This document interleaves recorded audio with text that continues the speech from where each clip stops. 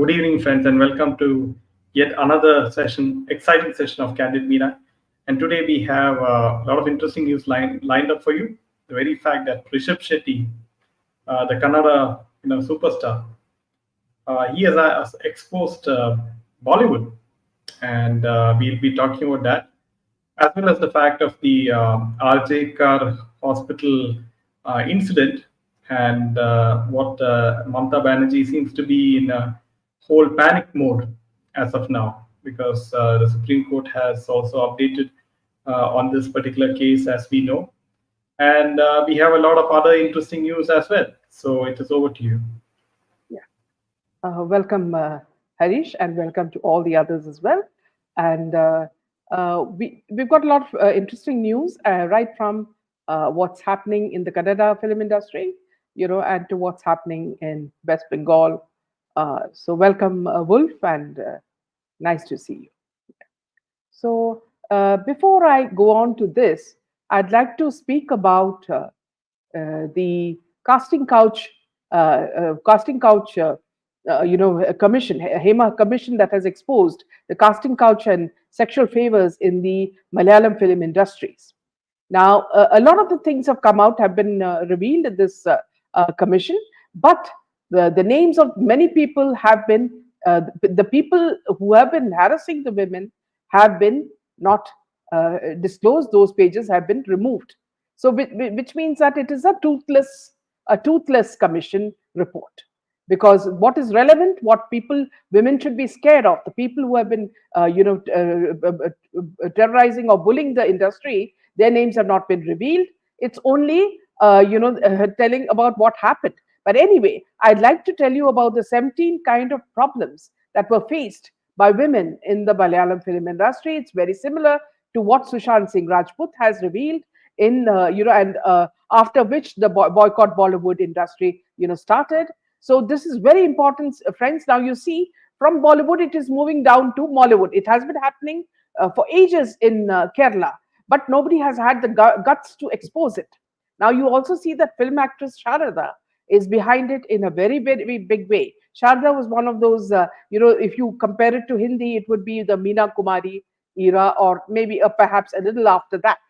So now in this Hema committee, now there were many issues, that problems that were faced by women in the Malayalam industry. Everybody was waiting for this commission report to come out. But again, see, and for many of you who do not know what it is, the Hema committee, which looked into the pressing issue faced by women in Malayalam film industry, was chaired by retired Kerala High Court Judge Justice K. Hema, with members veteran actor Sharda and retired IAS officer KB Valsala Kumari. Now, you will see, as it is, you will see that there are 17 issues that have been highlighted by the committee on its report. And the first one is sexual demands were made to women for entry into the cinema industry and for securing roles. Now, they have said that very top actors are involved in this. Second point, sexual harassment, abuse, and assault against women at the workplace during transportation in accommodations. And also, so you're talking about two places while being transported there, and also in accommodations. Torture, third is torture of women who express their resentment and unwillingness to comply with sexual demands, is another point. The fourth point is violation of women's human rights in cinema, including the lack of basic facilities like toilets and changing rooms on sets. The lack of safety and security for women in cinema, in accommodations and transportation. That's the fifth point. The sixth is unauthorized and illegal banning of individuals working in various categories of cinema. Seventh, silencing of women through threats of being banned from work in the cinema industry. Number 8, male domination in the industry, gender bias. Gender bias and discrimination, then gross indiscipline in cinema, such as the consumption of alcohol, use of drugs, and disorderly conduct at the workplace, making demeaning and vulgar comments in the workplace over the phone, non-execution of written contracts between employers and employees to suit individual requirements, failure to pay agreed upon remuneration, disparity in remuneration between men and women with clear gender discrimination, resistance and reluctance to allow women into cinema particularly in technical roles, and the lack of opportunities, online harassment and cyber attacks, lack of legal awareness among women about their own rights, absence of any legally constituted authority by to address their grievances. Now, friends, these a lot of these reports were personally typed by the actresses who faced this sort of sexual harassment themselves, so that nothing would go wrong. It was all, direct, what do you call, their own statements. Okay, but the biggest fact is that the names of the actors have been, those pages have been removed. And when Pinrai was asked about this, Pinrai said that, see, we do not want to put them into trouble. Then what the hell does this report mean? Is my question. If the names of these people who were preying on these women is not exposed, what is the point of this report at all? It doesn't make any sense. Now, women have to be scared of certain people in the industry. If you're not going to divulge their names, then what is the point? Right? Just like in Bollywood, names are being protected of politicians, of Bollywood people, underworld, and all that. Here also, in the report, what the government has done is remove the pages where the actors who have been, assaulting these people, and the people who have been complaining about these actors, those names are all removed. So what is the use of this report? Is my question. It's a toothless thing. There is nothing in it, and a very big bravado after so many years, almost 10 years that this report has finally come into being. And also after when one of the women was assaulted in a moving van. So you can make out, friends, when political bigwigs are there, to protect these people, nothing is going to happen. Whether it is the Malayalam film industry, whether it's the Telugu film industry, the Tamil film industry, Bollywood, no. These things will continue unless it is all cleansed. I'm not saying that there are actors who are, who are not, who are clean. There are a few, but then you should name the people who are the culprits. Because how will women get to know who they are and who they should be fearful of? Now, some of the people are saying that, see, the women throw themselves on them, or the mothers come and throw their daughters at them because they want to make money. So I'm not saying that it is only one-sided. It would be two-sided, because women are also pushing their daughters to, for some money. But if there are certain rules that protect all women, now the children are not going to comply with the parents' wishes. So if there are rules that protect minors also, then the child can tell the mother, say, these are the rules, they will not allow me to do anything. So I'm not going to, I'm only going to act, I'm not going to do other things. So that way the child can also protect herself. The women can protect themselves, and young men. I'm not talking only about young women. Young men are equally susceptible. So this is Yeah. something that has So to be done. yeah. Now there's the whole the nation is wants justice for the innocent lady doctor who was gang raped inside the hospital. So hospitals are no longer safe. Is that what they're saying in Bengal?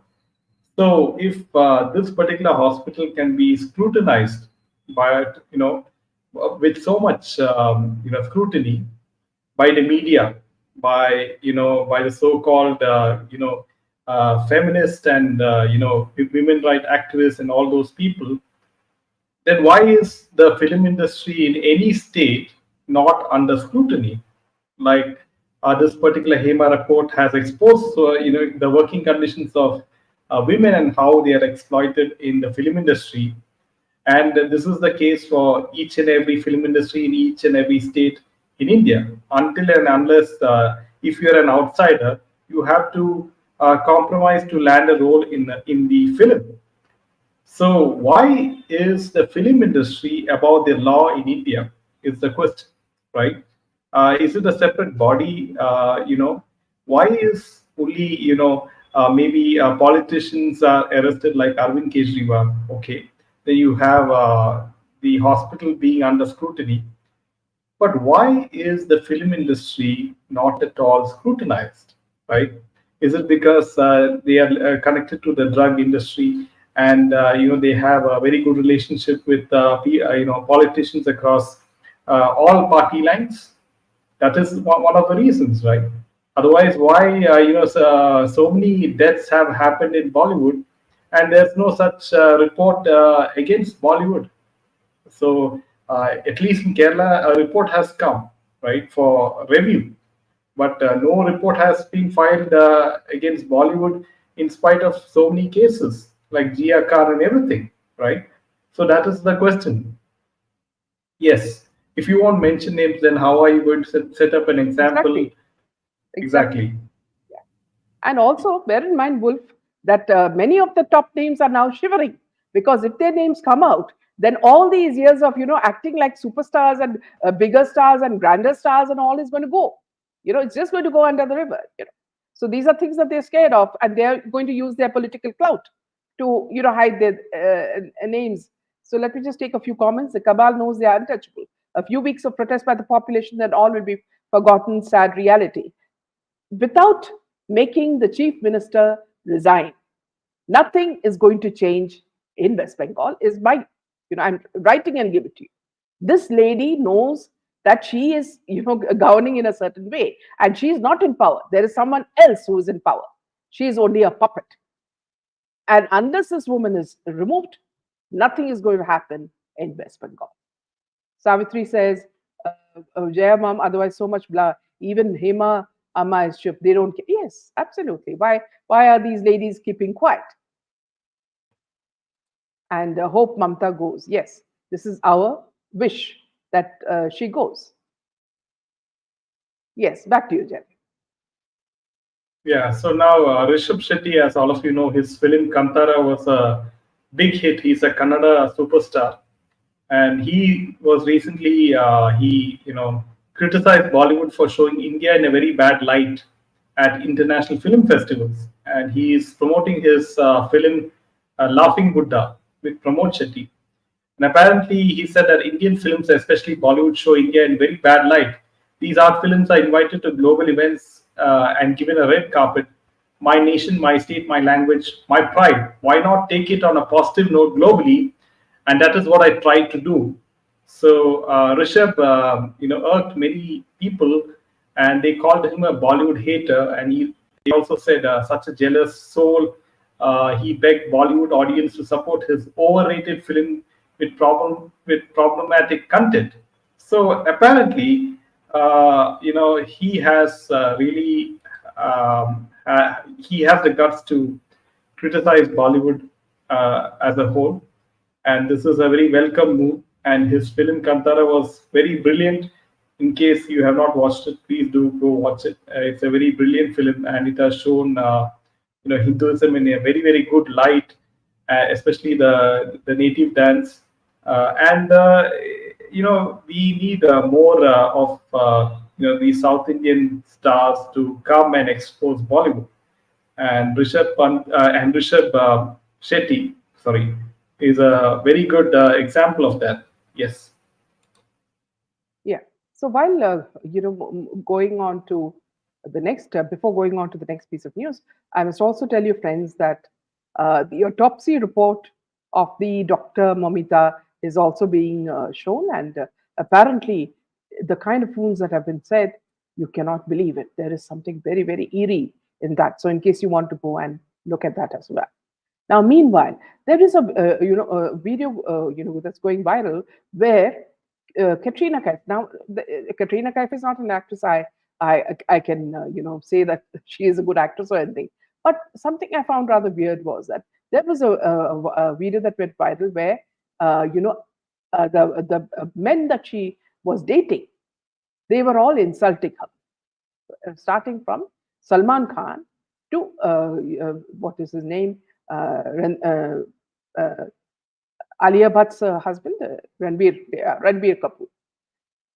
Now, the way these people have insulted her, any other woman would have really walked up.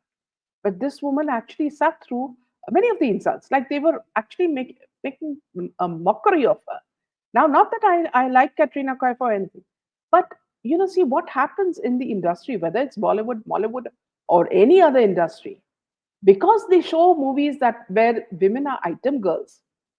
Even the respect given to these actresses is only of that level. So one thing, even when the contracts are drawn in these industries, The government has to make sure that these rules, specify that women, children, all of them need their due respect. You cannot treat them like furniture. They are not commodities. They are humans with emotions. As though these people are very great. I wonder how far Ranveer Kapoor has studied, or Salman Khan. Has he even passed LKG? We do not know. So why are they looking down upon other women and making a mockery of them in public, especially at press conferences? So this is something that the industry has made for themselves, and these don't blame them only, blame the women. Why do they accept roles where where they are just well, little dolls, wearing nothing, near to nothing? So if you take roles like that, people only see you as that, and that's why they do not respect you. So welcome, Sukanya. Welcome. Yeah, and Rajshri says medical mafia, movie mafia, women are required. They are overworked, abused, and silenced. Similar attitude wherever human trafficking and yes is involved, we would see this absolutely. It's so terrible. Yes. Bollywood shows Hindus as villains and yes, M's as saviors. Absolutely. Purna says parents force them into the film industry. Yes, not only Sri Devi, there was another actress called Unni Mary in Kerala. Poor little girl, these people, they give them hormone injections as well to make them grow faster. And this girl was so much harassed in the Malayalam film industry. And you remember, even in the Tamil film industry, you remember we spoke about a few cases where the mothers used to make their children take some hormones which would make them, fill up faster. Welcome, Vidya.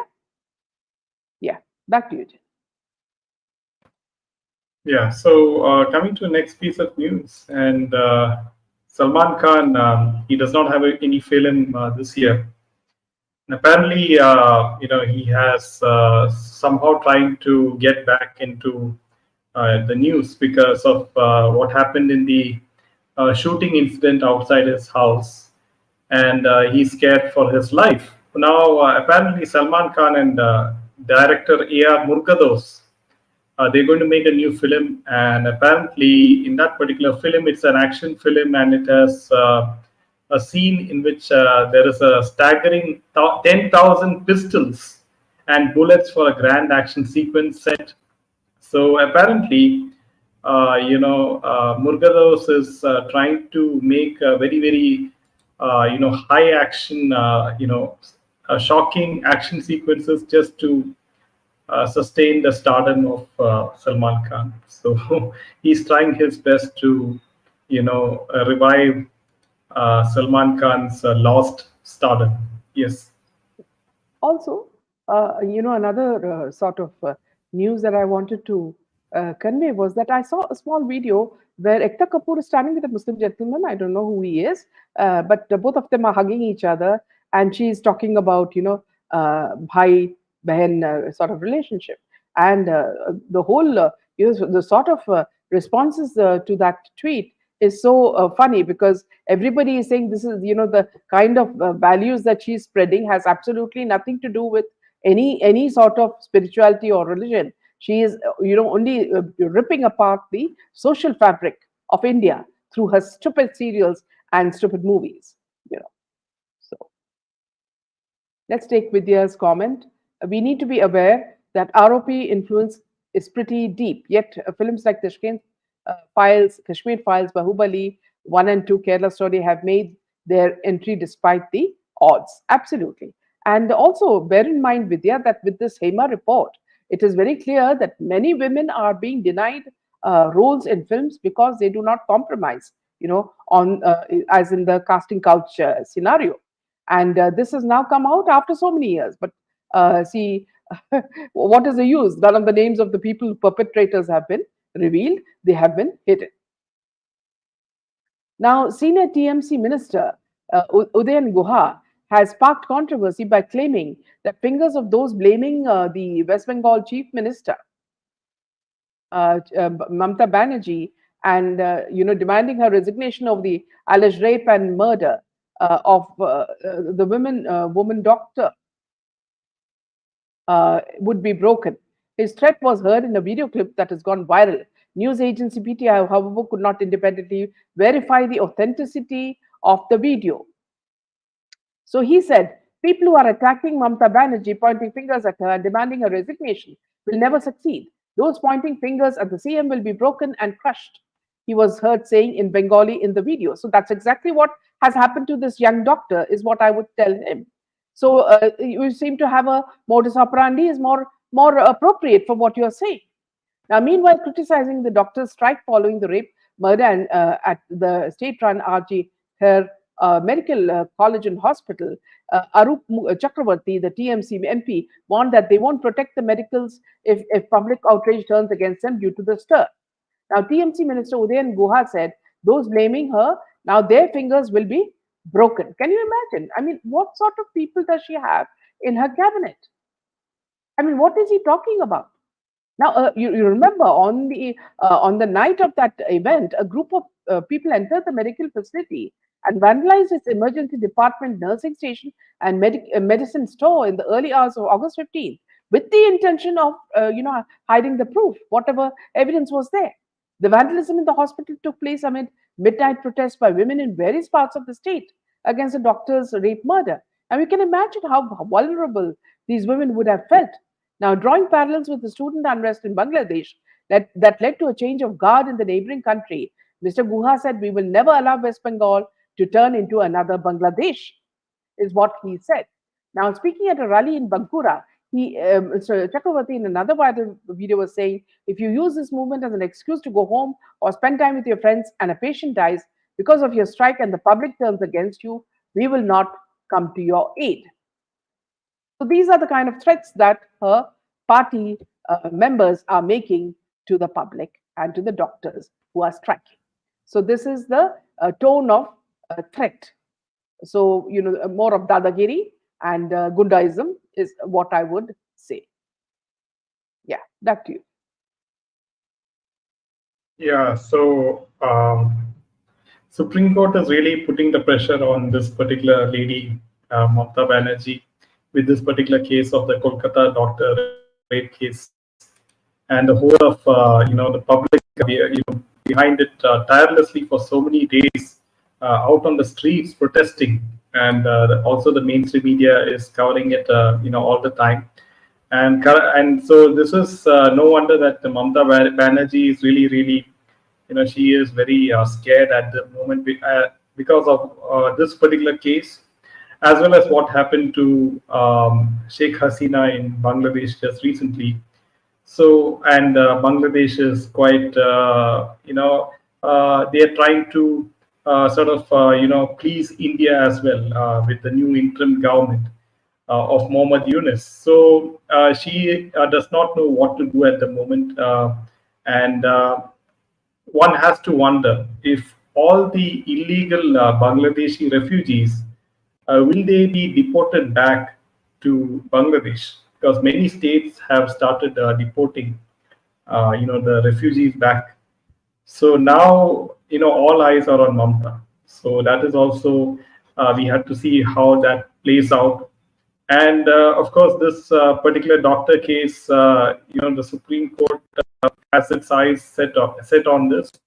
And of course, the whole protest and the media attention, something is going to happen very soon in the coming days. And whether or not BJP is able to capitalize on this is also something we will have to see, because There must be BJP, many, yeah. yeah, there must be many incidents before Abhaya. Otherwise, they would not have brazenly committed murder on Abhaya.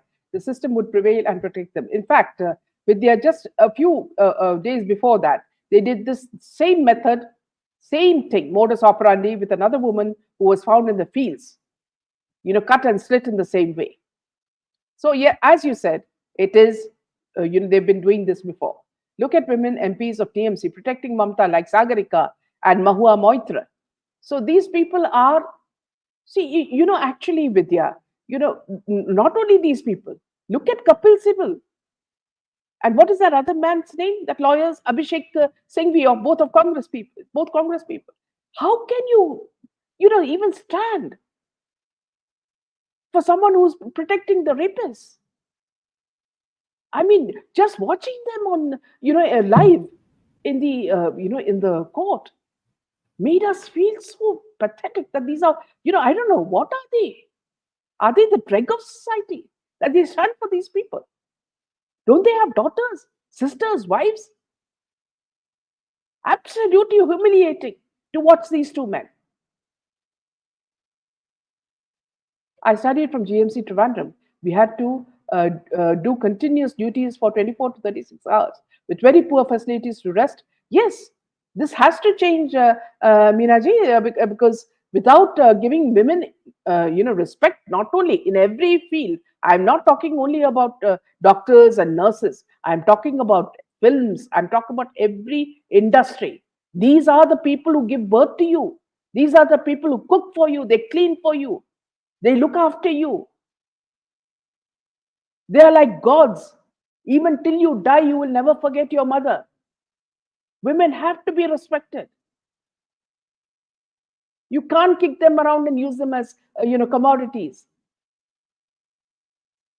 Yes, back to you, Jay. Yeah. So So coming to, Vidya says, yeah, wonder how Kapil Sibal and Abhishek sleep at night. These are the, yeah. what you call, faceless people. Yeah. Yeah, Kangana Ranaut, she had a podcast and she believed that made some interesting comments. And she said that I refused any films involving the Khans of Bollywood. And they have been nice to me. They are very kind to me, and they never, misbehave with me. Apparently, she also said that Bollywood parties, I'm not Bollywood kind of person. I can't be friends with the Bollywood people for sure. Bollywood people so just full of themselves. They are stupid. They are dumb. Protein shake. They are like grasshoppers, totally blank. How do you make friends with such people? They have no idea of what's going on where. They have no conversations. And she called Bollywood parties dealing with trauma. So apparently, this is some interesting comments, coming from Kangana after, she's an MP. This lady, keeps changing sides. Sometimes she praises Bollywood, sometimes she, exposes Bollywood. So she keeps swinging like a pendulum. So this Also, is how, yeah, yeah. Also, see, friends, I'd like to read out what a lady wrote about West Bengal. So this is written by a lady called Devi, and she was talking about whether president's rule will happen in Bengal. So she said, will the current agitation lead to implementation of president's rule in Bengal? She says there's absolutely no chance of that. What has happened is the death of an individual that has triggered statewide agitation that can't be translated into breakdown of law and order in the state. Even if citizens prolong the agitation, the CBI will either out the details or keep quiet about it. If it outs the details of the true results of the investigations, and people will feel more agitated and angered, but they're unlikely to hit the streets. If it doesn't meet, then the anger will turn on the center. Either way, there is no room for implementation of president's rule. What this incident will lead to is making it difficult for the urban populace who had willingly subscribed to the fig leaf that TMC was needed for the purpose of secularism. So this is something that she has written, and she's saying that this is not going to work in West Bengal. So you can imagine, a lot of the people are expressing their anger, their frustration, at what's happening, and the way even if you look at the justice, if you're looking at the CJI, they were also playing it very cool when the whole country is burning. So I really don't understand. People are very upset. The whole fraternity is out all over the country. If unless and the chief minister, she doesn't have any this thing to responsibility to resign, then what is the point? I mean, you should have some sense of responsibility yourself. If for example a train accident happens, you have to take the responsibility, right? So here there's no responsibility. So what is the point even talking to such people or even discussing them? So it is in this with this we end this session. uh, we'll see you tomorrow again with a lot more news. Good night. Jai Hind and Jai Shri Ram. Jai Shri.